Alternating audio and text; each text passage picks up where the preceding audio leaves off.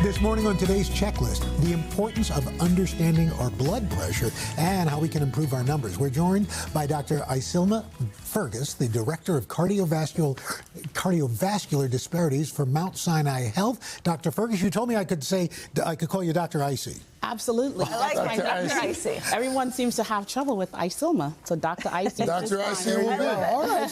So Doc, what are some of the factors and conditions that in general contribute to high blood pressure? Oh, absolutely. Many chronic conditions that you wouldn't believe that are quite common. Diabetes, of course, cholesterol, physical inactivity, and other chronic conditions, stress, anxiety, any of the emotional disorders can certainly contribute to high blood pressure. What about family history? Absolutely. So if your family has a history of hypertension or high blood pressure, you should be mindful at a very early age and begin to sort of prep and living your lifestyle in a way that protects you from getting high blood pressure. And your environment? Your environment is very important. So unfortunately, some people live in stressful environments or environments where they can't get out to exercise, walk. Simply walking 30 minutes on most days of the week, 5 days of the week would be very helpful. But as you know, some of the urban environments may not be, conducive to that. So your environment is very important as well./Whenever the doctor tells me my blood pressure reading, I'm like, is that good? What numbers are we really looking for? Well, I'll tell you, you want to be at a number of 120/80 or below. Now, in the past, people thought that 120 to 89 is good. 120 to 89, you're already beginning to have an elevated blood pressure. By the time you get to 130 to 139, you're at stage 1. And above that, stage 2. And higher numbers are actually hypertensive emergencies or urgencies. So very important to know your blood pressure. What are the best ways to measure blood pressure? Is it just a cuff? Is that the sort of the gold standard? That's a very important thing, because sometimes if the blood pressure is not measured correctly, you can get false numbers. It's best to be very relaxed, to have used the bathroom. So you don't want to be trying to use the bathroom when you want to go. You have to use it before. Make sure you have some water, no alcohol, and sit very quietly with your arm at the level of on a table or something like that. Wait a few minutes and then check. Then you could do one arm and the other arm, and then that should give you, your feet should be flat on the floor, feet not crossed, and all of that would, really help for a very accurate blood pressure. Can you check it yourself at home? Absolutely, and in fact, some people, we actually recommend that.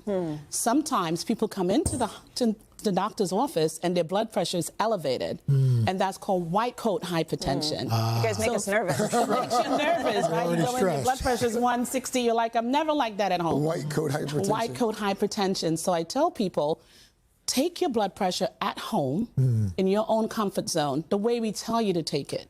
Take it a couple of minutes apart. Keep a log, and oftentimes we review that log and we see how that correlates with what you measure in the office. If you have chronic high blood pressure, what can that lead to? Oh yeah, many chronic diseases. So kidney disease, heart disease, stroke, mental disorders, all of that are different things that you can, heart failure, any of the heart conditions can result as having high blood pressure. Memory problems. Because memory problems, impairment, cognitive impairment, because the blood vessels get very stiff, very hard.